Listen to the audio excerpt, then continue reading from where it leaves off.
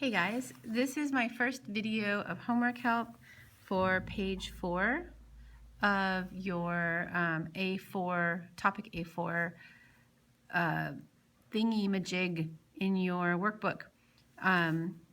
This is the page that comes right after cycle shop. So the relationship between the number of tricycle wheels and the number of tricycles can be written as a function. Okay, so we're going to have some function notation coming up with the number of wheels written as a function of the number of tricycles. So the wheels is a function of the number of tricycles. So what we want is we're going to do something in terms of tricycles. So if it's a function of tricycles, it goes in terms of tricycles. Like if it's a f of x, if it's a function of x, we have something in terms of x. Okay, so we know we're going to have something in terms of t. So the function of the wheels in terms of tricycles, well, we know there's 3 wheels for every tricycle.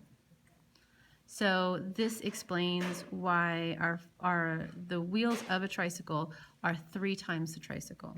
Okay.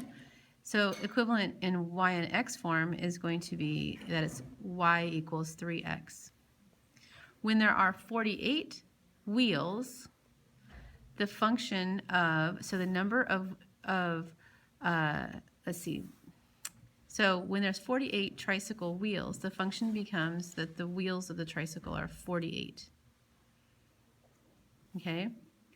So what are the wheels of the tricycles in terms of tricycles? 3t. What are the wheels of the tricycles in terms of the fact that there are 48 wheels? Well, it's 48. So this is equivalent to y equals 48. So they say to find the number of tricycles, you can find the solution to an equation. Well, we know that we can do that because if we have these 2 equations, y equals 3x and y equals 48, we really have 2 equations that are set to equal the same variable. We want them to have the same output. So we can set them equal to each other. Okay, so our equation here is 3x equals 48. So these 2 methods are going to lead, we can either graph it or we can solve this equation. So do these 2 methods lead to the same solution? Let's find out. So why don't we go ahead and solve this equation first. So 3x equals 48. Just divide by 3. Most of you have done this at least once already. X is going to equal 16, right? Because 3 goes into 48, 1, and then 6. Okay, so we're probably going to be somewhere where t is equal to 16. So we're hoping that we get there. And I think we're going to. So the first equation here, y equals 3x. This is a line that we can graph.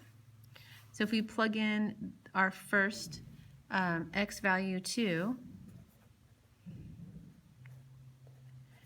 we get this, y equals 3 times 2, because we just took that first value. We want to see where we're going to plot our dot. So y equals 6 is the output here. So our point is 2, 6, okay? So 2, 6 is our first location here. And then, well, of course, when x equals 0, we're going to be at the origin. And then when x is 4, we're going to be here at 12. We're just multiplying it by 3 each time. So on. Okay, and then the next line we need to graph is this one here. Y equals 48. That's a horizontal line. So that goes right here. So you're going to see how these are going to intersect. All of my straight edges are in the library right now, but we'll use this. So here's the intersection, and indeed this is, if I plotted it correctly, this is going to be where t equals, or where x equals 16. Okay, so not all relationships can be easily written in function form. When there are only bicycles and tricycles in the shop, then there are 24 seats with 61 wheels. Two linear equations can be written in standard form with x number of bicycles and y number of tricycles. So we did this a little bit in the library. Let's go ahead and finish it up. So the number of seats is equal to 24, right? Whatever it's going to be is 24. So x is the number of bicycles. So we're going to say there's one x, or just x, plus y is the number of tricycles. Well, there's one of those for every tricycle, one seat. So we just say x plus y is 24. It's what we did in the library was b plus t is equal to 24. Because every bicycle has one seat and every tricycle has one seat, but we have 24 seats total. Okay, so the total number of wheels is 2x, because the bicycles have 2 wheels, and 3 times the number of tricycles equals 61. So how could you find the number of bicycles and tricycles in the shop? By graphing these two equations. Well, you want to see where the lines intersect, right? There's an intersection of lines. I'm just going to write the word intersections, because that intersections, that's kind of the key. You should be writing a little more than that. Okay. On this page, the standard form of an equation, I have a little scribbling out here, is ax plus by equals c. Where a, b, and c are coefficient, or their numbers, or these are coefficients, and this is a constant. I'll get back to you on what goes in the blank here. So graphing using intercepts. So what do we have to do to graph using intercepts? Well, we have to take turns making the x and then the y equal to 0. So we're finding where the intercepts land. So when x equals 0, 3y equals 12.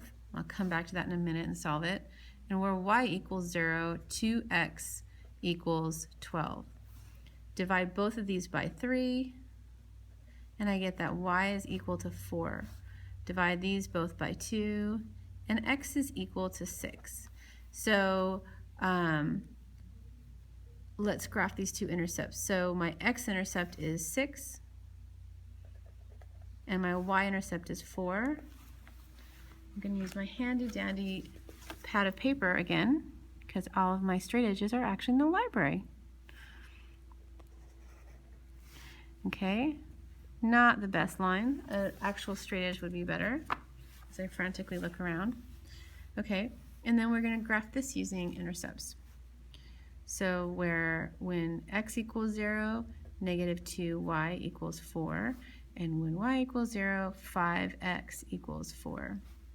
So divide by negative 2, and y equals negative 2. So my y-intercept is negative 2, and divide both sides by 5. And my x-intercept is 4/5. So we're going to go right about here, and then right about here. Graph or draw your straight line. I saw some people say in the library folding paper over to make an impromptu straight edge, and I thought that's really clever. Okay, so here we're going to convert these to slope intercept to form a graph. So I'm going to just do this really quick because I'm actually almost out of minutes here. I have to do a little solving on this before I can go anywhere. So minus 2x from both sides. So 3y equals negative 2x plus 12. And I divide all that by 3. Just taking a real shortcut right now. Negative 2/3 x plus 4. Okay, and then we're going to end up with the same thing. We're going to have a 4 here, and then 1, 2, 1, 2, 3. Draw a line. And I think you can do, that's a terrible line. I think you can do the last one on your own. I totally mangled that line. So I think you get the idea though, and I'm out of time. I'll have part 2 up in a moment.